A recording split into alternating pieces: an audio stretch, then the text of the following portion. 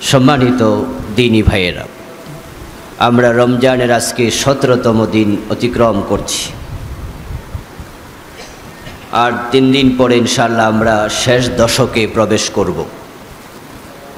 আর শেষ দশক খুবই গুরুত্বপূর্ণ। রমজানের 3 দশকের মাঝে সবচেয়ে ইম্পর্ট্যান্ট হলো আল আশরুল আওয়াখির। সেই শেষ দশকে আছে ইতিকাফ, শেষ দশকে আছে লাইলাতুল কদর। এই জন্য এই দুটি গুরুত্বপূর্ণ বিষয় নিয়ে আজকে কথা বলবো ইনশাআল্লাহ। তার সাথে আবার আজকের একটি দিবস, ইসলামের ইতিহাসে 17তম রমাদান খুবই গুরুত্বপূর্ণ দিবস। সেই হিসাবে আজকে আরেকটি গুরুত্বপূর্ণ দিন সংযুক্ত হয়েছে, ঐতিহাসিক বদর দিবস। সেই প্রসঙ্গ কিছু কথা না বললে আজকে দিনটার হক আদায় হবে না। আমরা শেষ দিকে তা নিয়েও কিছু বলার চেষ্টা করব ইনশাআল্লাহ। শুরুতে আমরা ইতিকাফ নিয়ে কথা বলতে চাই। যারা ইতিকাফ করার সিদ্ধান্ত নিয়েছেন, আগামী রমজানের 20 তারিখে সূর্যাস্তের আগেই আপনাদেরকে মসজিদে প্রবেশ করতে হবে। 20 রমজান দিন ইফতারের পূর্ব মুহূর্তেই সুন্নাহ ইতিকাফের জন্য প্রবেশ করা আবশ্যক। 20 রমজান, 19 নয়। 20 রমজান ইতিকাফে প্রবেশ করবেন। ইতিকাফ 20 রমজানের পরে যে রাত চাঁদ উঠবে সেটাই হবে 21তম রমজানের চাঁদ। আর শেষ দশক যদি হয় তাহলে 21 তারিখ থেকেই হবে, 20 তারিখ ঢুকতে হবে। ইতিকাফ খুবই গুরুত্বপূর্ণ একটি ইবাদত। রাসূলুল্লাহ সাল্লাল্লাহু আলাইহি ওয়াসাল্লাম হিজরতের পরে মদিনায় আগমন করে তিনি 9টি রমাদান পেয়েছেন। এই 9 রমজানে তিনি ইতিকাফ মিস করেননি। যেই রমজানে কোনো কারণে মিস হয়েছে, পরে তিনি সেটাকে আবার কাজা করেছেন। মা আয়েশা সিদ্দিকা রাদিয়াল্লাহু তাআলা আনহা বলছেন, কানান নবী সাল্লাল্লাহু আলাইহি ওয়াসাল্লাম ইয়াতাকিফুল আশরাল আওয়াখির মিন রমাদান হাত্তা তাওয়াফাহুল্লাহ। বিশ্বনবী ইন্তেকাল পর্যন্ত ইতিকাফ কন্টিনিউ করেছেন এবং তিনি ইতিকাফের ব্যাপারে ওনার স্ত্রীরা অনুমতি চেয়েছিল, মা আয়েশা তিনি অনুমতিও দিয়েছিলেন। একটি হাদিসে পাওয়া যায়, মা আয়েশা সিদ্দিকা রাসূলুল্লাহ সাল্লাল্লাহু আলাইহি ওয়াসাল্লামের কাছে ইতিকাফের অনুমতি চাইলেন। ফাআযিনা লাহা, বিশ্বনবী তাকে ইতিকাফের অনুমতিও দিলেন।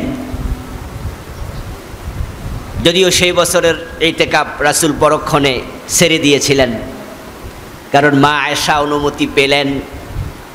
তিনি মসজিদে নববীতে একটুখানি জায়গায় ওনার ইতিকাফের জন্য একটি আপনার রুম, হুজরার মতো, কামরার মতো বানালেন, তাঁবুর মতো খাটালেন। হযরত হাফসা রাদিয়াল্লাহু তাআলা আনহা মা আয়েশার কাছে গিয়ে বলেন, আপনি ইতিকাফ করবেন, রাসূল তো ইতিকাফ করেন, এটা অভ্যাসগত, তা আপনি করলে আমি কেন করব না? মা আয়েশা বিশ্বনবীর অনুমতি না নিয়ে মনে মনে ভাবলেন, রাসূল আমাকে অনুমতি দিছে, হাফসাকে তো আর মানা করবে না, তাই তিনি অনুমতি দিলেন। হাফসা, ঠিক আছে। হাফসা রাদিয়াল্লাহু তাআলা আনহা মসজিদে নববীর এক কোণায় উনিও একটা তাঁবু খাটালেন।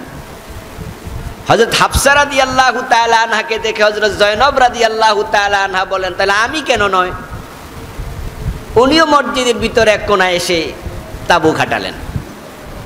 রাসূলুল্লাহ সাল্লাল্লাহু আলাইহি সাল্লাম তাকায়া দেখেন মসজিদে শুধু তাঁবু আর তাঁবু দেখা যায়। রাসূল জানতে চাইলেন ব্যাপারটা কি। খবর দেয়া হলো যে আপনার স্ত্রীরা মোটামুটি সবাই লাইন ধরছে। আল্লাহর হাবিব বললেন, আমার তাঁবুটা ঘুটায় ফেলো। তো বিশ্বনবীর তাঁবুটা ঘুটিয়ে ফেলা হয়েছে, উনি ইতিকাফ ছেড়ে দিলেন। তখন রাসূলের স্ত্রীরাও সবাই ইতিকাফ ছেড়ে বাড়ি চলে গেল। তিনি ভাবলেন মহিলারা যদি সব মসজিদের সব জায়গায় দখল করে ফেলে তাহলে পুরুষরা নামাজ পড়বে কোথায়? আর মসজিদে নববী আজকের মতো এত বড় তখন ছিল না। সহিহ মুসলিমে এসেছে রাসূলুল্লাহ সাল্লাল্লাহু আলাইহি ওয়াসাল্লাম পরের মাস শাওয়ালে তিনি 10 দিন ইতিকাফ করে এটা কাজা আদায় করলেন। তাহলে ইতিকাফকে তিনি কতটা গুরুত্ব দিতেন, কোনো কারণে মিস হলে পরে তিনি আদায় করতেন। মক্কা বিজয়ের বছর 8ম হিজরিতে রাসূলুল্লাহ সাল্লাল্লাহু আলাইহি ওয়াসাল্লাম রাষ্ট্রীয় ওই কাজে ব্যস্ত ছিলেন। মক্কা বিজয়ের কাজে বিপরীত থাকার কারণে সে বছর তিনি ইতিকাফ করতে পারেননি। পরবর্তী বছর 20 দিন ইতিকাফ করলেন রমজানে। তাহলে আল্লাহর হাবিব সাল্লাল্লাহু আলাইহি ওয়াসাল্লাম ইতিকাফকে কতটা গুরুত্ব দিতেন। কিন্তু আজকের এই দিনে ইতিকাফটা গুরুত্ব হারা হয়ে গেছে। ইমাম আজ-জুহরি রাহিমাহুল্লাহ এর জন্য বিস্ময় প্রকাশ করে বলেছেন, আজাবান লিল মুসলিমিন তারাকুল ইতিকাফ মা'আন নবী সাল্লাল্লাহু আলাইহি ওয়াসাল্লাম মা তারাকাহু মুনযু কাদামাল মাদিনা হাত্তা কাবাদাহুল্লাহ। ইমাম আজ-জুহরি রাহিমাহুল্লাহ বলেন, মুসলমানদের জন্য এটা বিস্ময়কর যে তারা ইতিকাফ পরিত্যাগ করছে, অথচ বিশ্বনবী ইন্তেকাল পর্যন্ত এই কাজটি পরিত্যাগ করেন নাই। আমার ভাইয়েরা, ইতিকাফ যে করে ওই ব্যক্তির জন্য লাইলাতুল কদর পাওয়া নিশ্চিত হয়ে যায়। ইতিকাফ করার জন্য যে ব্যক্তি মসজিদে ঢুকে গেল, এই 10 দিন যদি সে মসজিদে ঘুমায়াও থাকে তার ঘুমটাও সওয়াবের মাঝে অন্তর্ভুক্ত হয়ে যায়, তার ঘুমটাও ইবাদত হয়। ইতিকাফ যে ব্যক্তি করবে, ইতিকাফ মানে হলো লুজুমুল মসজিদ বিনিয়াতিন মাখসুসাতিন লিতাআতিল্লাহ। আল্লাহ তাআলার আনুগত্যের জন্য, আল্লাহর নৈকট্য হাসিলের জন্য কোনো ব্যক্তি ইখলাসের সাথে, নিয়তকে পরিশুদ্ধ করার সাথে নিজেকে মসজিদের ভিতরে এই 10 দিনের জন্য ওয়াকফ করে দেবে, তাই সে ব্যক্তির 10 দিন পুরাটা ইবাদত হিসাবে গণ্য হবে। একটি হাদিসে পাওয়া যায়, যে ব্যক্তি ইতিকাফ করে আল মুতাকিফ ইয়াকিফুদ দুনুবা, ইতিকাফকারী যদি সওয়াব নাও পায়, নিয়তে হেরফের আছে, মানুষকে দেখানোর জন্য ইতিকাফ করেছে, নিয়তের হেরফেরের কারণে সওয়াব থেকে বঞ্চিত হয়েছে, এমন কোন হতভাগাও যদি ইতিকাফ করে তারপরেও ফজিলত হলো ইয়াকিফুদ দুনুব, এই 10 দিন কোনো গুনাহ হয় না। সওয়াব তো পাবেই, এটা আমরা আশাবাদী। যদি নিয়ত খারাপ, তাই সওয়াব নাও পায়, তারপরও ফজিলত হলো এই 10 দিন কোনো গুনাহ হয় না। ওয়ায়ুজরা লাহুল হাসানাত কামিলিল হাসানাতি কুল্লিহা। আর যে ব্যক্তি আল্লাহ তাআলাকে সন্তুষ্ট করার জন্য ইতিকাফ করবে, মসজিদে ঢুকে যাওয়ার কারণে সে অনেক রকমের সামাজিক কর্ম থেকে মুক্ত। ইচ্ছা করলো সে রোগী দেখার জন্য যাইতে পারে না, জানাজার নামাজ হচ্ছে পাশের বাড়িতে, ওই অমুক মহল্লায় মানুষ মারা গেছে, ইতিকাফেরত ব্যক্তি ইচ্ছা করলো জানাজার নামাজে যেতে পারছে না, রাস্তায় থাকলে কত মানুষকে সালাম দিত, ইতিকাফ অবস্থায় সে সওয়াব থেকে বঞ্চিত। যদি সে থাকতো মসজিদের বাহিরে, কত মানুষের কত উপকার করতে পারত, কত রকমের সওয়াবের কাজ মসজিদের বাহিরে আছে, সে করতে পারছে না। হাদিস হলো ইউজরা লাহু আল হাসানাত কামিলিল হাসানাত কুল্লিহা। মসজিদের বাহিরে যত ভালো কাজ করা যায়, ইতিকাফওয়ালা যদি করতে নাও পারে, আল্লাহ তাআলা তার সওয়াবগুলা চলমান রেখে দেন। বাহিরের লোকেরা ভালো কাজ করে যে সওয়াব পাচ্ছে, ইতিকাফওয়ালাকে আল্লাহ ফ্রিতে মাগনা সে সওয়াব দিয়ে দেন। ইতিকাফ যে ব্যক্তি করবে, সে যদি নিয়তের হেরফেরের কারণে সওয়াব থেকে বঞ্চিত হয়ে যায়, তারপরও তার লাইলাতুল কদর থেকে সে বঞ্চিত হয় না। কারণ এই 10 দিনের ভিতরে লাইলাতুল কদর আছেই। ওই লাইলাতুল কদর পাওয়াটা হলো ইতিকাফের প্রথম উদ্দেশ্য। রাসূলুল্লাহ সাল্লাল্লাহু আলাইহি ওয়াসাল্লাম বলেছেন সহিহ মুসলিমের হাদিস, ইন্নী ইতাকাফতুল আশহাল আউয়াল আলতামিসু হাযিহিল লাইলা। আমি রমজানের প্রথম দশকে ইতিকাফ করলাম, উদ্দেশ্য হলো আমি লাইলাতুল কদর পেতে চাই। লাইলাতুল কদর এমন এক রাত, খায়রুম মিন আলফি শাহর, 1 মাস ইবাদত 1000 মাসের চেয়েও বেশি। এই লাইলাতুল কদর রমজান মাসে আছে। আল্লাহর হাবিব এটা নিশ্চিত। আল্লাহর বক্তব্য, ইন্না আনজালনাহু ফি লাইলাতিল কদর, আমি লাইলাতুল কদরে কোরআন নাজিল করেছি। তিনি সাহেবুল ওহী, কোরআন তার উপরে এসেছে, তাই তিনি জানেন লাইলাতুল কদর এই রমজানেই। শাহরু রমাদান আল্লাযী উনজিলা ফীহিল কুরআন, আমি রমজান মাসে কোরআন নাজিল করেছি। আর লাইলাতুল কদরটাকে আমি রমজানে রেখেছি। এই রাতের ফজিলত 1000 মাসের ইবাদতের চেয়েও বেশি। ওইটা পাওয়ার প্রত্যাশায় আমি প্রথম দশকে ইতিকাফে বসে গেছি। প্রথম দশক চলে গেল, ফাউতিতু সুম্মা আতাকাফতুল আশহাল আওসাত, আমার কাছে অনুমিত হলো আমি কদর পাই নাই। তাই সেটা পাওয়ার প্রত্যাশা আমি পরবর্তী 10 দিন ইতিকাফ শুরু করে দিলাম। পরের 10 দিন ইতিকাফ করার পরে ফাউতিতু ফাকিলা লি আই আতানিল মালাক। দ্বিতীয় দশকে ইতিকাফের পরে আতানিল মালাক, ফেরেশতা আমার কাছে এসেছে। ফাউতিতু, আমাকে দেয়া হয়েছে, বলা হয়েছে, ফাকিলা লি ইন্নাহা ফিল আশরিল আওয়াখির, আমাকে জানানো হলো, হে নবী, আপনি যে লাইলাতুল কদর তালাশ করছেন ওইটা প্রথম দশকে নাই, দ্বিতীয় দশকেও নাই, ওটা আছে রমজানের শেষ দশকে।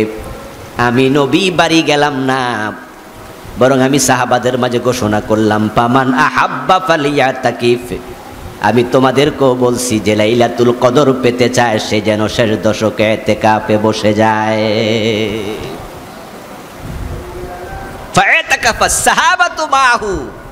অতঃপর রাবি বলেন, সাহাবায়ে কেরাম এই ঘোষণা শোনার পরে ওনার সাথে ইতিকাফে বসা শুরু করে দিলেন। যে ইতিকাফে বসে সে লাইলাতুল কদর পায়, মিস হয় না। আমার বন্ধু, লাইলাতুল কদর প্রসঙ্গে আমরা একটু পরে বলছি। আল্লাহর হাবিব ইতিকাফের ফজিলত নিয়ে আরেকটি হাদিস বলেছেন, মান ইতাকাফা ইয়াওমান ইবতাগা ওয়াজহিল্লাহ জাআলাল্লাহু বাইনাহু ওয়া বাইনান নারি সালাসা খানাদিক। রাসূলুল্লাহ সাল্লাল্লাহু আলাইহি সাল্লাম বলেন, যে ব্যক্তি আল্লাহর সন্তুষ্টির জন্য এক রাত ইতিকাফ করবে, একদিন ইতিকাফ করবে, আল্লাহ খুশি হইয়া তার মাঝে এবং জাহান্নামের মাঝে 3টি পরিখা খনন করে দেন। কুল্লু খান্দাকিন আবআদু মিম্মা বাইনাল খাফিকাইন, এক একটা খন্দকের দূরত্ব পাশ্চ এবং পাশ্চাত্যের মতো দূর। পূর্ব এবং পশ্চিম সীমান্ত, পৃথিবীর পূর্ব দিক, পৃথিবীর পশ্চিম দিক যতটুকু দূর হয়, আল্লাহ তাআলা 3টা পরিখা খনন করে তাকে এতটুকু দূরে নেন, এক একটা দূরত্ব এই পরিমাণ। সুবহানাল্লাহ।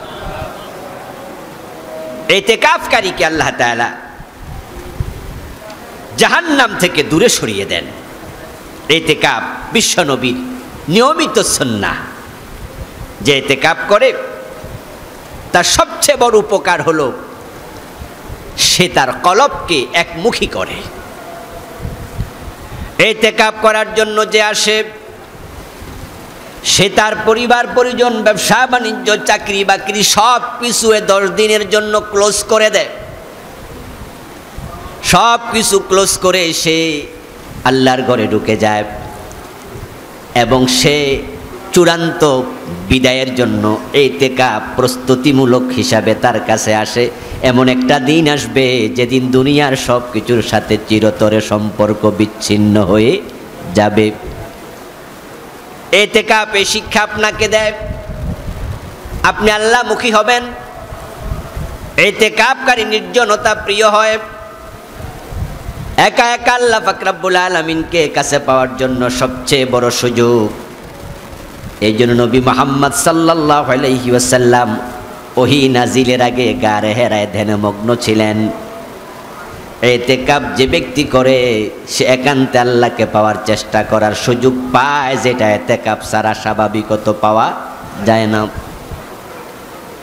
ইতিকাফ যে ব্যক্তি করে 10 দিন জিকির আজকারে তাওবা ইস্তিগফারে কাটানোর সুযোগ পায়, সে একমুখী হয়ে গেল। ইতিকাফ যে ব্যক্তি করে ও ব্যক্তি আল্লাহ পাক রব্বুল আলামিনকে একান্তে কাছে পাওয়ার যে সুযোগটা পায়, যারা ইতিকাফ করে না তারা এইভাবে সুযোগটা পায় না। এই জন্য আমাদের ইতিকাফ করা উচিত। নবী মুহাম্মদ সাল্লাল্লাহু আলাইহি ওয়াসাল্লাম হাজারো ব্যস্ততা তার ছিল, তারপরও তিনি এটা ছাড়তেন না। উম্মতকে তিনি বুঝিয়েছেন যে তোমরা এটা করো। উনি মদিনার প্রেসিডেন্ট, উনি মদিনার প্রধান সেনাপতি, উনি মদিনার প্রধান বিচারপতি। উনার 11 জন স্ত্রী ছিল, একসাথে 9 জন জীবিত ছিল। 9টা পরিবার সামলাইয়া রাষ্ট্র পরিচালনা করে, প্রধান বিচারপতির দায়িত্ব পালন করে, প্রধান সেনাপতির দায়িত্ব পালন করে এই হাজারো ব্যস্ততার মাঝে বিশ্বনবী ইতিকাফ ছাড়ে নাই। আর আমি আপনি উম্মত হইয়া অনেকেই আছি জীবনে এখনো একবারও ইতিকাফ করি নাই। রাসূল যেটা ছাড়েন নাই আপনি সেটা করেন নাই।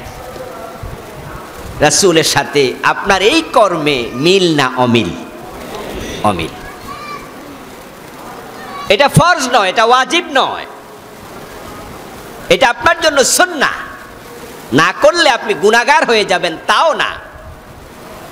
কিন্তু প্রশ্ন হলো বিশ্বনবীর সুন্নাহর মূল্যায়ন আপনি কতটুকু করেন সেটা, এটা হলো প্রশ্ন। কুল ইন কুনতুম তুহিব্বুনাল্লাহ ফাত্তাবিউনি ইউহিব্বুকুমুল্লাহ। যে রাসূল যেটা ছাড়ে নাই আপনি সেটা করেন নাই। এই জন্য ইমাম জুহরি রাহিমাহুল্লাহ আশ্চর্য হয়ে বলেন, আজাবাল লিল মুসলিমিন তারাকুল ইতিকাফ। যে আমি আজকে মুসলমানকে দেখে আশ্চর্য হচ্ছি, তারা ইতিকাফ ছেড়ে দিয়েছে।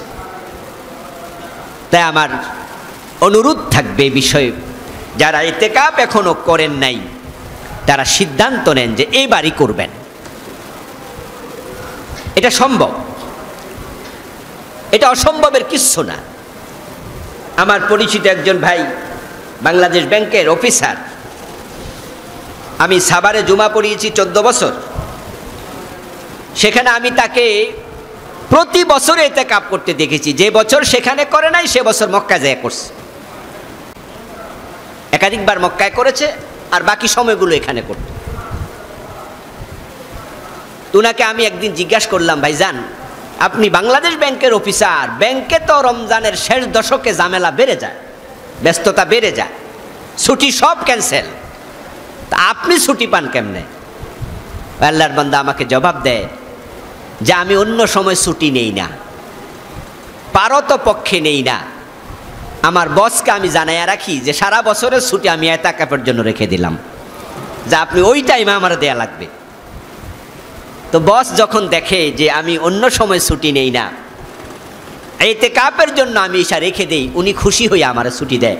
বস পরিবর্তন হলে আমি এটা জানাইয়ে দেই আমি কিন্তু ইতিকাফ করি। তাই সকল বস আমার উপর এ বিষয়ে খুশি, ইতিকাফের সুযোগ দেয়। আসলে ব্যাপার হলো মান জাহাদা ফিনা লানাহদিয়ান্নাহুম সুবুলানা। আল্লাহর পথে যারা চলতে চায় চলার পথ সহজ করে দেন কে? আল্লাহ। এটা আল্লাহর ওয়াদা, লানাহদিয়ান্নাহুম সুবুলানা। এই জন্য আপনারা যারা ব্যস্ততার ভিতরে আছেন, ব্যবসা বাণিজ্য, চাকরি বাকরি এই সেই পারেননি, আপনারাও সিদ্ধান্ত নেন পারবেন ইনশাআল্লাহ। জীবনে একবার কমপক্ষে ইতিকাফ না করে থামা যাবে না, একবার করে ফেলেন, এরপরে এবার আপনি আবার সুযোগ পাইলে করেন, না হয় করেন না। কিন্তু বিশ্বনবী যা ছাড়েননি আপনি তা করেননি, এই অবস্থায় মরাটা মোটেও ঠিক হবে না। আল্লাহ তাআলা যারা ইতিকাফ করেননি সকলকে ইতিকাফ করার তৌফিক দান করুন, আল্লাহুম্মা আমিন। এরপরের অংশ লাইলাতুল কদর। লাইলাতুল কদর শুরু হবে শেষ দশক যখন আগমন করবে তখন থেকে। অনেক মসজিদে এই প্রসঙ্গে আলোচনা হবে পরের জুমায়, কিন্তু আমরা এটা আলোচনা করে ফেলতেছি তার আগের জুমায়। আগামী জুমায় আমরা যখন আসব সম্ভবত তখন থাকবে রমজানের 24 তারিখ। তো বাংলাদেশের অধিকাংশ মসজিদে সেদিনে কদরের আলোচনা হবে, কারণ তারা লাইলাতুল কদর মনে করে কয় তারিখ? 27 তারিখ। আমরা একটু আগে করছি, এর কারণ লাইলাতুল কদর তো 27 তারিখের আগেও হয়ে যেতে পারে, বলা তো যায় না। এখন 27 তারিখকে কেন্দ্র করে লাইলাতুল কদরের আলোচনা যে মসজিদগুলোতে হবে, বাংলাদেশের লাখ লাখ মানুষ 27শে রমাদান লাইলাতুল কদর পাওয়ার জন্য মসজিদে যাবে। কিন্তু বাস্তবতা যদি এমন হয় যে এবার 21তম রাতে কদর হয়ে গেছে বা 23তম রাতে হয়ে গেছে, লাখ লাখ মানুষ গেল কিন্তু কদর পেল না, বঞ্চিত হওয়ার সম্ভাবনা আছে না নাই? আচ্ছা, এখন আমরা 21তম রাতে কদর তালাশ করলাম, 23তম রাতেও করলাম, 25তম রাতেও করলাম, কিন্তু পেলাম না। বাংলাদেশের হুজুরদের আলোচনার আলোকে আল্লাহ 27 তারিখে কদর দিল, 27তম রাতেও আমরা করব, তাহলে আমাদের বঞ্চিত হওয়ার সম্ভাবনা নাই। কিন্তু শুধু 27কে যারা কদর মনে করে সামনে যাবে, যদি আল্লাহর আগে দিয়ে দেন বঞ্চিত হওয়ার সম্ভাবনাও আছে। লাইলাতুল কদর অধিকাংশ আলেমের বক্তব্য হলো, যারা স্কলার, পণ্ডিত, ইসলামী বিদ্বানগণ বলেন এটা পরিবর্তনশীল একটা রাত, এটা সব সময় একই রাতে সংঘটিত হয় না, তবে রমজানের শেষ দশকেই হবে। এই জন্য রাসূলুল্লাহ সাল্লাল্লাহু আলাইহি ওয়াসাল্লাম বলছেন, তাহাররু লাইলাতুল কদর ফিল বিত্রি মিনাল আশরিল আওয়াখির মিন রমাদান, তোমরা রমজানের শেষ দশকের বেজর রাতগুলোতে লাইলাতুল কদর তালাশ করো। হিয়া ফি রমাদান, আল্লাহর হাবিব নিশ্চয়তা দিয়ে বলেন এটা রমজানে আছে।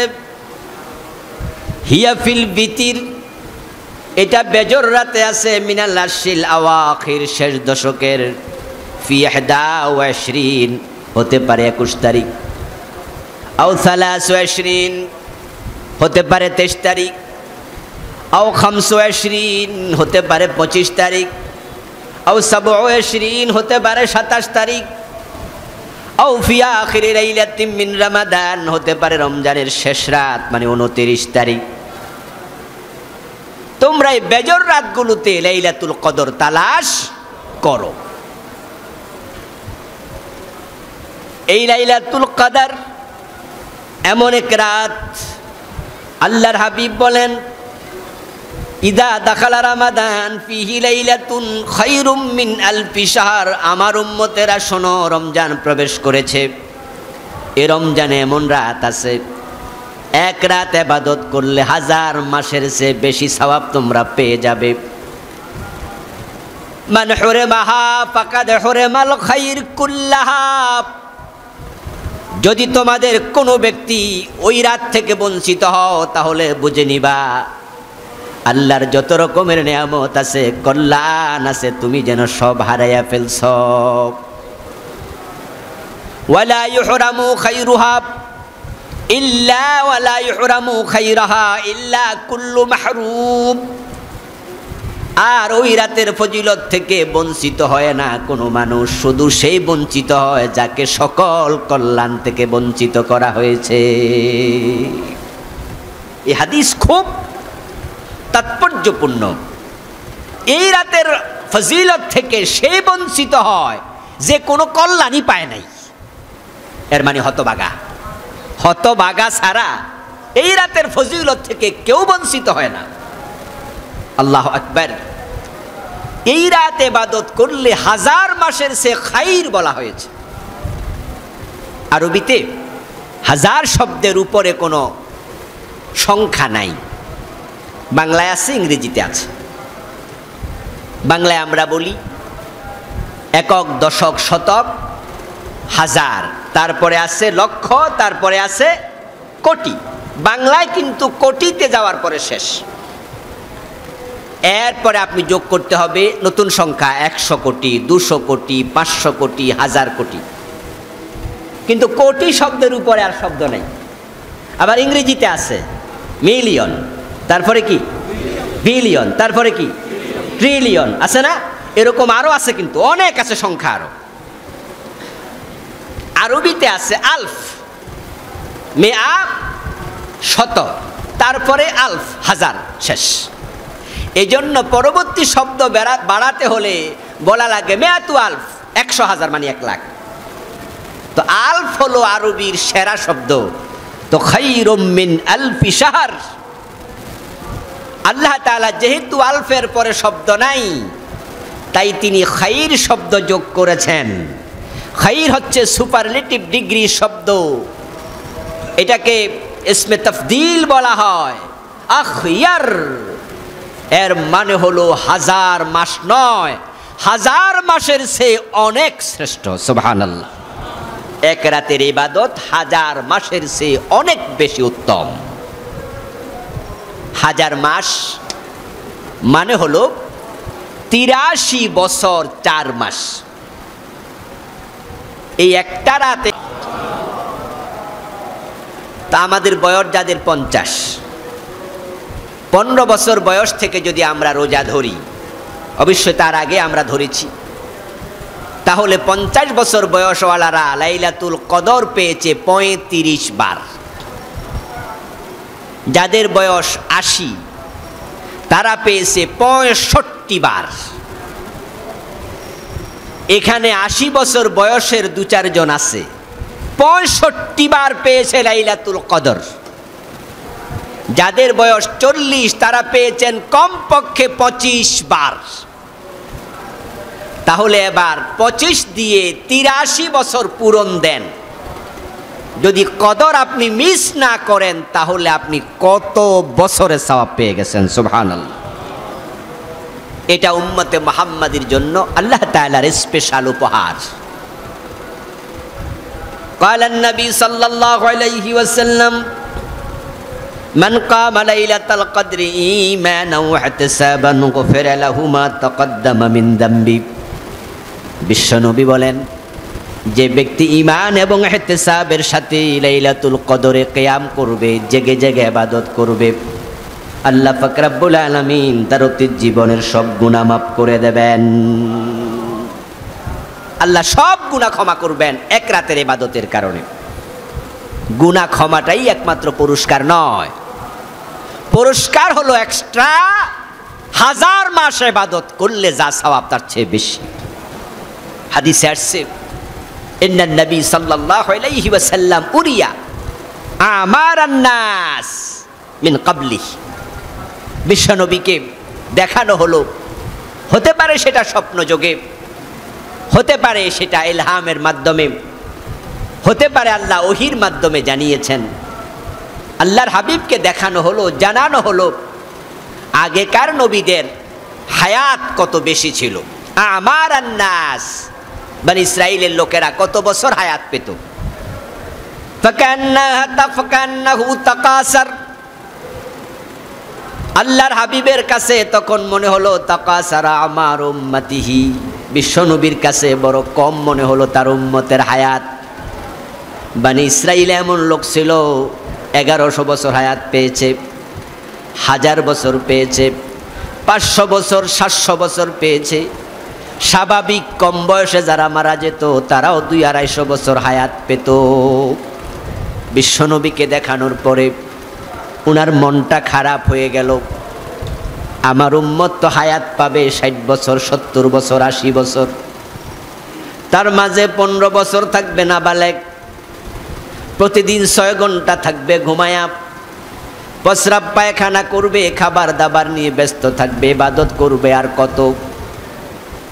24 ঘন্টা দিনের মাঝে 5 ওয়াক্ত নামাজ পড়তে সময় লাগে 2 থেকে 2.25 ঘন্টা, 2.25 ঘন্টা 2 ঘন্টা, বাকি 22 ঘন্টা ব্যক্তিগত কাজে ব্যস্ত। এখন হায়াত পাইল কত, ইবাদত করলো কত? তাহলে আগের নবীর উম্মতেরা তো জান্নাতে চলে যাবে, আমার উম্মতের অনেক আগে। বিশ্বনবীর মনটা খারাপ হয়ে গেল। ফাআতাহুল্লাহু সূরাতাল কদর, আল্লাহ পাক রব্বুল আলামিন তখন সূরাতুল কদর নাজিল করে বিশ্বনবীর মনটাকে খুশি করে দিলেন।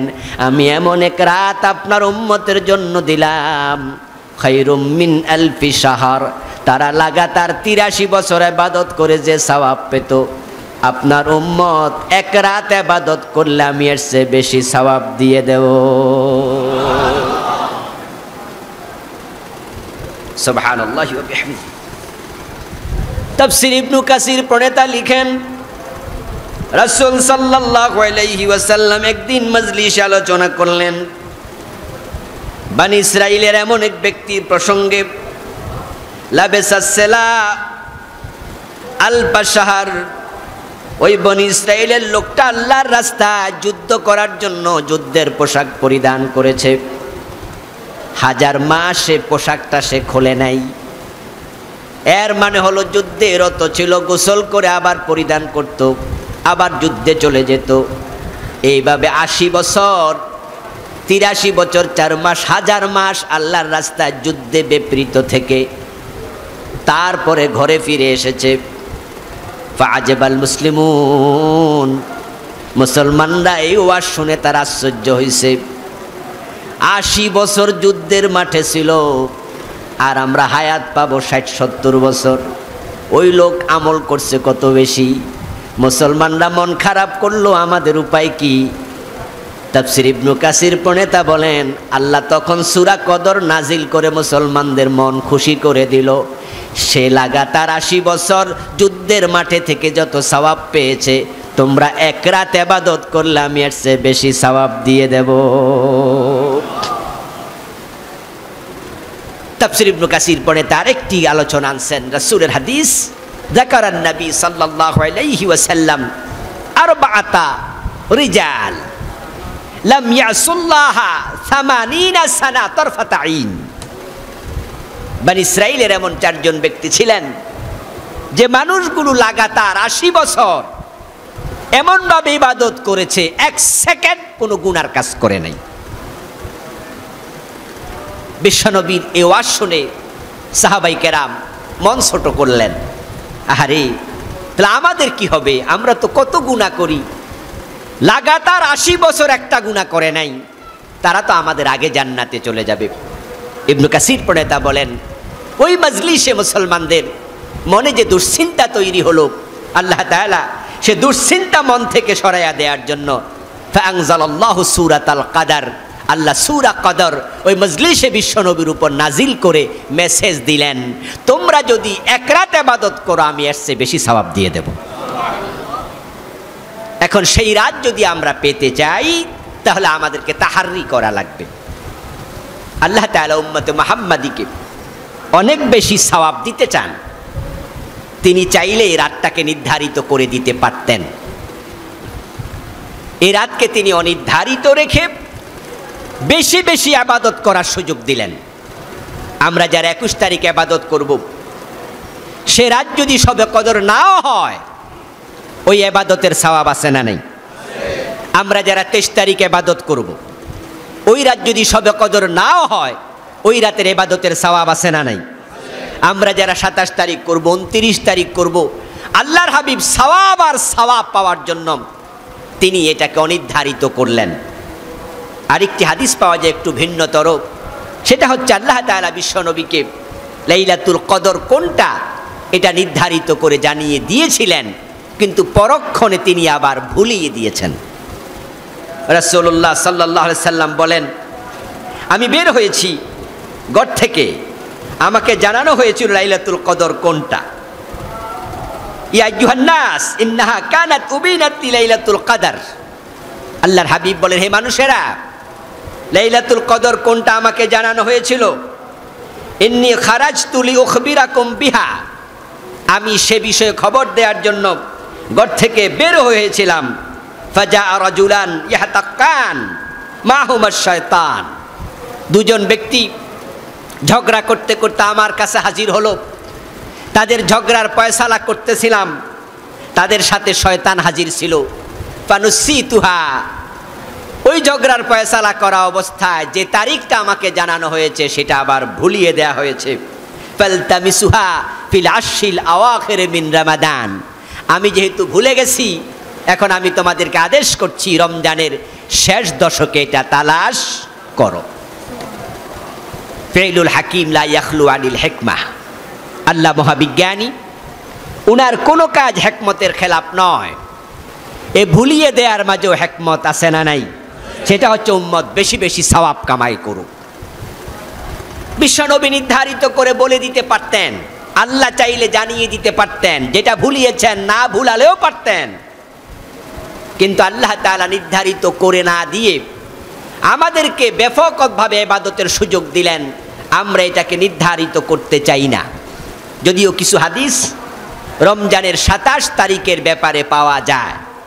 এই হাদিসগুলো তাদের জন্য প্রযোজ্য যারা স্বাস্থ্যগতভাবে দুর্বল, এত ইবাদত করবে, এত ইবাদত করার মতো সামর্থ্য রাখে না। ওই সমস্ত ব্যক্তিদের ব্যাপারে আমরা বলবো তারা রমজানের 27 তারিখ ইবাদত করুক। রাসূলুল্লাহ সাল্লাল্লাহু আলাইহি সাল্লামের কাছে একজন ব্যক্তি এসেছেন, মুসনাদে আহমদে হাদিস, আতান নবিয়্যা রাজুলুন ফাকালা ইন্নী শাইখুন কাবীর আলীল, হে রাসূল, আমি অসুস্থ মানুষ, আমি বুড়া হয়ে গেছি। ইয়াশুক্কু আলাইয়াল কিয়ামু বিল্লাইল ফাআমুরনি বিলাইলাতিন ইউওয়াফফিকনি আল্লাহু লাইলাতাল কদর। হুজুর, আমি 21 তারিখে ইবাদত করব, 23 তারিখ করব, 25 তারিখ করব, 27 করব, 29 করব, আসলে আমার শরীরটা সাপোর্ট করবে না। ইয়াশুক্কু আলাইয়াল কিয়াম, আমি কিয়ামুল লাইল করতে অপারগ, কিন্তু হুজুর আমি লাইলাতুল কদরের ফজিলত হারাতে চাই না। আপনি আমাকে বলুন নির্ধারিত করে এক রাত, আমি ওই রাত কমপক্ষে চেষ্টা করব। ফাকালান নবী সাল্লাল্লাহু আলাইহি ওয়াসাল্লাম আলাইকা বিসাবিআ, বিশ্বনবী অসুস্থ মানুষটাকে লক্ষ্য করে বললেন, তাহলে তুমি সপ্তম রাত, সপ্তম বেজর রাত মানে 27তম রাতে তুমি কিয়ামুল লাইল করিও। এভাবে আরো 2-1টি হাদিস পাওয়া যায় 27তম রাতের কথা।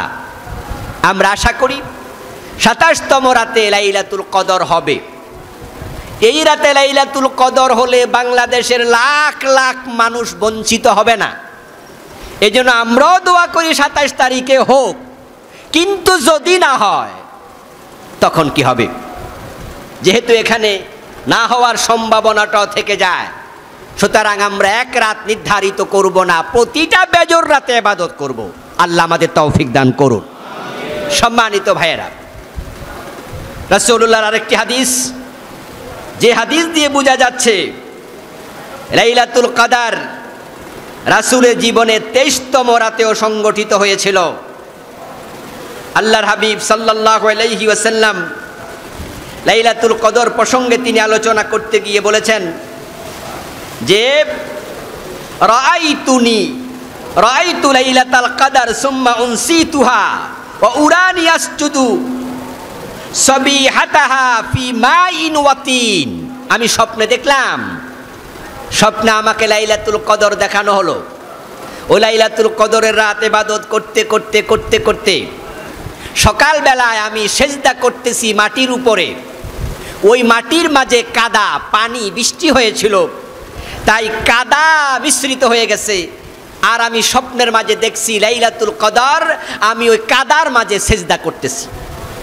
আচ্ছা, এবার রাবি বলেন ফামুতিরনা ফি 23, আল্লাহর হাবিবের স্বপ্নের পরে জানলাম আমরা তিনি স্বপ্নে এটা দেখেছেন, লাইলাতুল কদর ওই বছর 23তম রমজানে বৃষ্টি হয়েছে।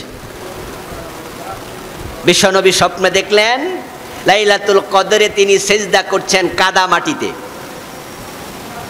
আর ওই বছর বৃষ্টি হয়েছে 23তম রাতে। তাহলে ওই বছর লাইলাতুল কদর হওয়ার সম্ভাবনা ছিল কততম রাতে? আচ্ছা, লাইলাতুল কদরে কোরআন নাজিল হয়েছে আল্লাহর বক্তব্য। তাফসীর ইবনে কাসির প্রণেতা কোন তারিখে রমজানের কোন আসমানি কিতাব নাজিল হয়েছে তিনি বর্ণনা এনেছেন, তার মাঝে কোরআন নাজিলের কথা বলেছেন। কোরআন নাজিল হয়েছিল বিশ্বনবীর উপরে প্রথম যেদিন, সেটা ছিল রমজানের 23তম রাত। তাইলে কোরআন নাজিল হয়েছিল যেই বছর লাইলাতুল কদর, সে বছরও ছিল 23 তারিখে। রাসূল স্বপ্ন দেখেছেন কাদাতে সেজদা করছেন লাইলাতুল কদরে, সেই বছরও বৃষ্টি হয়েছিল 23তম রাতে। আবার রাসূল ওই বুড়া মুরব্বিরে বলছে, তুমি যেহেতু এক রাত করবা তাহলে তুমি করবা 27তম রাতে। হযরত উবাই বিন কাব রাদিয়াল্লাহু তাআলা আনহু বলছেন, সহিহ মুসলিমের হাদিস, যে লাইলাতুল কদর যে রাতে হবে তাতলু শামস লা শুআ আলাহা, লাইলাতুল কদর শেষ হওয়ার পরে রাত চলে যাবে, সূর্য উঠবে, সেদিন সূর্যে আলো কম থাকবে। তাহলে নির্ধারিত যদি হতো তাহলে তো এত কথা বলা দরকার ছিল না। এজন্য আমরা সাবস্টেন্স, কনক্লুশন, নির্যাস যেটা বলতে চাই সেটা হলো আমরা এক রাত্রির সাথে লাইলাতুল কদরকে নির্ধারিত করতে চাই না, আমরা প্রতি রাতে করতে চাই। এরপর আরেকটি কথা বলতে হবে, সেটা আপনাদের প্রশান্তির জন্য, কনফিউশন সৃষ্টির জন্য নয়। সেটা হলো এই যে আজকে 17তম রমাদান চলে যাচ্ছে, সূর্য ডোবার সাথে সাথে শুরু হবে কততম রমজান? জোর না বেজোর? জোর। আমরা যখন মাগরিবের নামাজ পড়ব তখন শুরু হয়ে যাবে জোর রাত। তারাবি শেষ করতে করতে মোটামুটি 10টা আমাদের বেজে যায়। তাহলে আমরা জোর রাতে তারাবি পড়ে বাড়ি গেলাম, ঠিক আমাদের রাতের 10টা যখন সৌদি আরবে তখন ইফতার শেষ, মাত্র 3 ঘন্টার ব্যবধান, ওদের রাত শুরু হলো, ওটা জোর না বেজোর? কথা বলেন না কেন? আমাদের শুরু হলো জোর, তাদের শুরু হলো কি? রাত কি 2টা না 1টা? ব্যবধান মাত্র কয় ঘন্টা? 3 ঘন্টা মাত্র। ওদের হলো বেজোর, আমাদের হলো জোর। তো ঠিক শেষ দশকের রাতগুলো যখন আসবে এই প্যাচ কি তখন থাকবে না? সমানভাবে থাকবে।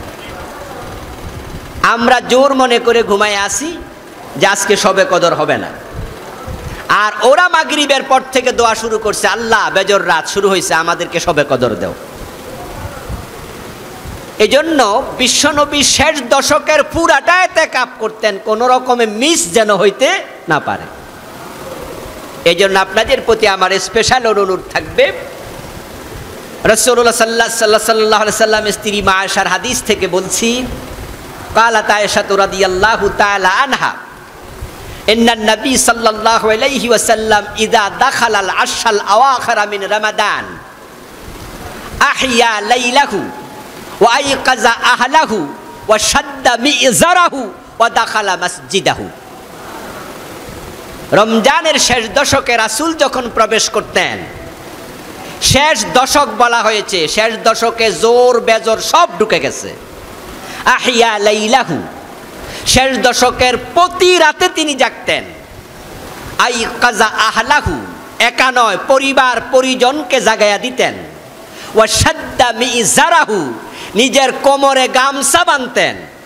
ওয়া দাখালা মসজিদাহু, মসজিদে ঢুকে যেতেন।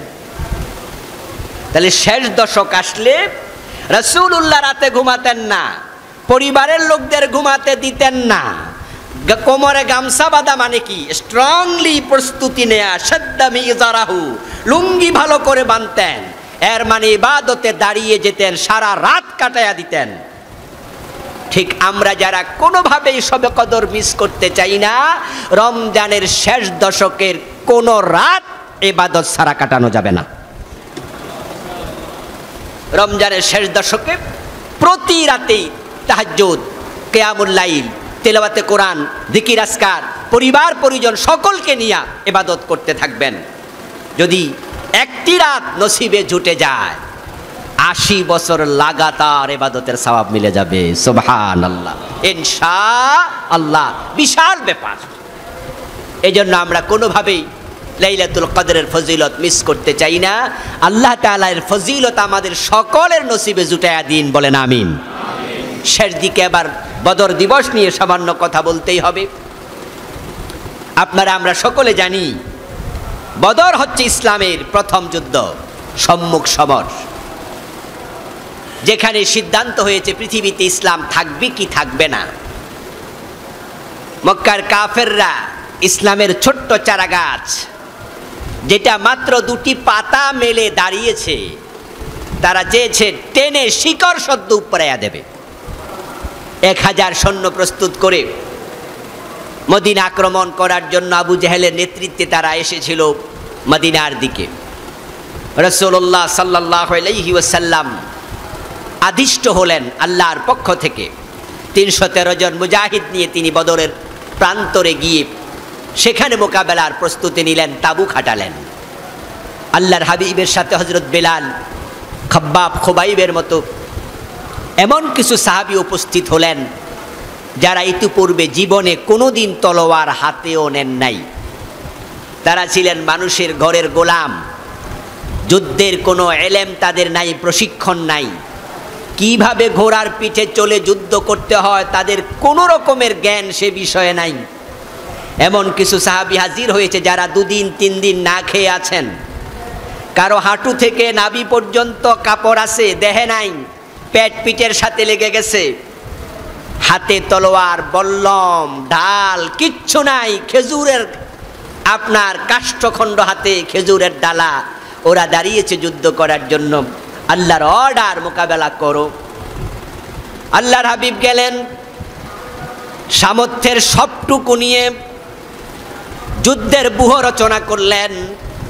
তারপরে তিনি এবার তাকে দেখেন অসম যুদ্ধ, প্রতিপক্ষ 1000 সৈন্য, অনেকগুলো ওট, চিকচিক করে তলোয়ার, অনেক যুদ্ধবিদ্যায় পারদর্শিতা সম্পন্ন লোকেরা হাজির। বিশ্বনবী আল্লাহর কাছে দোয়া করলেন, আল্লাহ পাক রব্বুল আলামিন দোয়া কবুল করলেন। মুসলমানের সহযোগিতার জন্য সে বদরের দিন আল্লাহ 5000 ফেরেশতা পাঠাইয়া দিলেন। ইসলামের প্রথম যুদ্ধ আল্লাহ তাআলা মুসলমানদেরকে বিজয়ী করে তিনি বুঝাইয়া দিলেন ইসলাম থাকার জন্য এসেছে, যাওয়ার জন্য আসে নাই। জাআল হাক্কু ওয়া যাহাকাল বাতিল, সত্য এসেছে, সত্য কখনো ধ্বংস হয় না, সত্য চিরদিন থাকবে, মিথ্যার পতন হবে। আল্লাহর হাবিব দোয়া করলেন, আনশুদুকাল্লাহ আনজিজু ওয়াদাক ইন্না ওয়াদাকাল হক ইন্নাকা কুলতা ফিল কুরআন ওয়া কানা হাক্কান আলাইনা নাসরুল মুমিনিন আল্লাহুম্মা ইনতাহালিক হাযিহিল আসাবাতু লান তুবাদা আবাদা। ও আমার আল্লাহ, তোমার অর্ডার পালন করার জন্য এসেছি, পালিয়ে যেতে আসি নাই। তুমি কোরআনে বলছো মুমিনদের সাহায্য করা তোমার হক, তোমার দায়িত্ব। আজকে আমি তোমার কসম দিয়ে বলছি, ওয়াদার পূর্ণতা দেখায়া দাও, আমাদেরকে সাহায্য করো। যদি তুমি সাহায্য না পাঠাও তাহলে ছোট্ট মুসলমানের দল ধ্বংস হয়ে যাবে। লান্তো বাদা বাদাম, এই জমিনে তোমার ইবাদত করার মতো আর কেউ নাই। আজকে সিদ্ধান্ত হবে জমিনে তোমার ইবাদত থাকবে নাকি থাকবে না। ও আল্লাহ, তোমার সাহায্য তুমি পাঠাও, ওয়াদার পূর্ণতা দেখাও, আমরা এসেছি, আমরা পালাবো না। রাসূল দোয়া করেছেন, দোয়া করা সুন্নাহ। আল্লাহর সাহায্য লাগবেই। সৈন্য দিয়ে বিজয় হয় না, বিজয় হয় ঈমান দিয়ে, আল্লাহর সাহায্য দিয়ে। কাম্মিন ফিআতিন কালিলা গালাবাত ফিআতান কাসীরাতাম বিইজনিল্লাহ। আল্লাহ কোরআনে বলেন অনেক ছোট ছোট দল আল্লাহর সাহায্য পেয়ে বড় দলের উপরে বিজয়ী হয়ে যায়। সাহায্য লাগবে, ও আল্লাহ তুমি সাহায্য পাঠাও। রাসূলের দোয়া সুন্নাহ, আমাদেরও দোয়া করতে হবে। হুনাইনের যুদ্ধে মুসলমানের সংখ্যা বেশি ছিল, তাই তারা সেদিন একটু অহংকারী হয়ে উঠেছিল। সেদিন মুসলমানরা বলেছিল আজকে আমাদের সাথে কে পারে, কিন্তু হুনাইনের যুদ্ধের রেজাল্টের দিকে তাকায়া দেখেন মুসলমান সেদিন প্রাণ নিয়ে পালাতে বাধ্য হয়েছিল। সৈন্য সংখ্যার উপর বিজয় নির্ভর করে না, বিজয় নির্ভর করে আল্লাহর সাহায্যের উপরে। আল্লাহর সাহায্যের জন্য দোয়া লাগবেই, এটা সুন্নাহ, রাসূলের তরিকা। কিন্তু এই দোয়াটা কি মসজিদের কোনায় ঢুকে না যুদ্ধের মাঠে গিয়ে? হ্যাঁ, এটাই হলো আরেকটা সুন্নাহ। রাসূল দোয়াটা মসজিদে নববীতে ঢুকেও করতে পারতেন, কিন্তু তিনি দোয়াটা মসজিদে নববীতে করেননি, বদরের যুদ্ধের মাঠে গিয়ে করেছেন। বদরের দূরত্ব মদিনা থেকে 170 কিলোমিটার। গাড়ি নাই, ঘোড়া নাই, ঠেলা গাড়ি পর্যন্ত নাই, পায়ে হেঁটে গিয়েছেন ওখানে, অনেক লম্বা পথ। রাসূল তো দোয়াটা মসজিদে নববীতে ঢুকে করতে পারতেন, সাহাবারা আমিন আমিন বলতো। বিশ্ব নবীর দোয়া কবুল হবে না তো কার দোয়া কবুল হবে? কিন্তু তিনি মাঠে গিয়ে করেছেন। এর কারণ ইন তানসুরুল্লাহ ইয়ানসুরকুম, কোরআনের বক্তব্য হলো আল্লাহর সাহায্য পেতে হলে আগে তোমরা আল্লাহর পথে পা বাড়াতে হবে। ঘর থেকে বের হও, জিহাদের মাঠে যাও, তারপরে দোয়া করো। বিশ্বনবী তাই করেছেন। ফাস্তাজাবা লাকুম রব্বুকুম, তোমাদের রব দোয়া কবুল করেছেন। আল্লাহর ফেরেশতা এসে গেছে। বিশ্বনবী সেদিন হাত তুলে দোয়া করেছিলেন। দোয়া করতে করতে হাত তিনি এতটা উপরে তুলেছেন, ওনার গায়ের মাঝে চাদর ছিল, চাদরের একটি অংশ মাটিতে পড়ে গেছে। আবু বকর রাদিয়াল্লাহু তাআলা আনহু বিশ্বনবীর কাছে এসে বলছেন, ইয়া রাসূলুল্লাহ, হাত নামান, আমি আবু বকরের বিশ্বাস দোয়া কবুল হয়ে গেছে। চাদর তুলে দিলেন, রাসূল হাত নামালেন, ফেরেশতা আসা শুরু হয়ে গেল, ইসলামের বিজয় হলো। আল্লাহ পাক রব্বুল আলামিন সেদিন আবু জেহেলের মতো জালেম অহংকারীকে ছোট দুটা বাচ্চার কাছে পরাজিত করেছেন। মাআজ এবং মুআব্বাস রাদিয়াল্লাহু তাআলা আনহুমা, ছোট্ট দুটা নাবালেগ মাসুম বাচ্চা, যাদেরকে রাসূল জিহাদে নিতে রাজিও হন নাই, তারা দুজনে প্রতিযোগিতা করে শেষ পর্যন্ত রাসূলের সাথে গিয়েছে। আল্লাহ পরাস্ত করেছিলেন আবু জেহেলকে, তার বাহিনীকে। 70 জন বড় বড় কাফের জাহান্নামে গিয়েছে, 70 জন বড় বড় কাফের বন্দী হয়েছে। ইসলামের বিজয় সূচিত হয়েছে। এই দিন থেকে শিক্ষা নিয়ে মুসলমানদেরকে মাঠে নামতে হবে, সামনে আগাতে হবে। আল্লাহর উপর তাওয়াক্কুল হারানো যাবে না। ইসলাম এসেছে থাকার জন্য, কাফেররা ষড়যন্ত্র করছে, তারাই পরাজিত হবে, ইসলামকে পরাজিত করা যাবে না। ইউরিদুনা লিইউতফিউ নূরাল্লাহি বিআফওয়াহিহিম ওয়াল্লাহু মুতিম্মু নূরিহি। আল্লাহ তাআলা সূরাতুস সাফে বলেছেন, তারা চাইবে ফু দিয়ে আল্লাহর নূর নিভিয়ে দিতে, কিন্তু আল্লাহর সিদ্ধান্ত তিনি তার দ্বীনের পরিপূর্ণতা দেবেন। ওয়ালাউ কারিহাল কাফিরুন, যদিও কাফেরদের এটা পছন্দ হবে না। এখন আজকের এই দিনে আমরা মাইর খাচ্ছি, ফেরেশতা তো আসে না। কাশ্মীরে, আফগানিস্তানে, মায়ানমারে, গুজরাটে ভারতের বাবরি মসজিদ ভেঙে দিল, ইয়ামানে, সিরিয়াতে, সব জায়গায় মাইর খাই, দোয়া করছি আমরা সবাই, সাহায্য কোথায়? সাহায্য আসে না। এর কারণ হলো মুসলমানরা মাঠে নামতে রাজি হয় না। মুসলমানের রাষ্ট্র সংখ্যা 57টি, ওআইসির সদস্য আরও আছে কিছু যারা ওআইসির সদস্য পদ পায়নি। টোটাল 65 কান্ট্রিজ, 65টা দেশ মুসলমানের।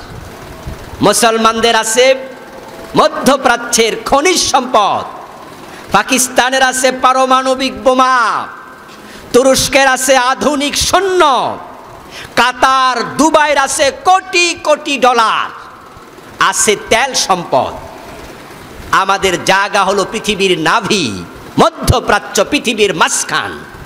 এত কিছু সংখ্যায় আছি আমরা 250 কোটি, তারপরও মাঠে নাই।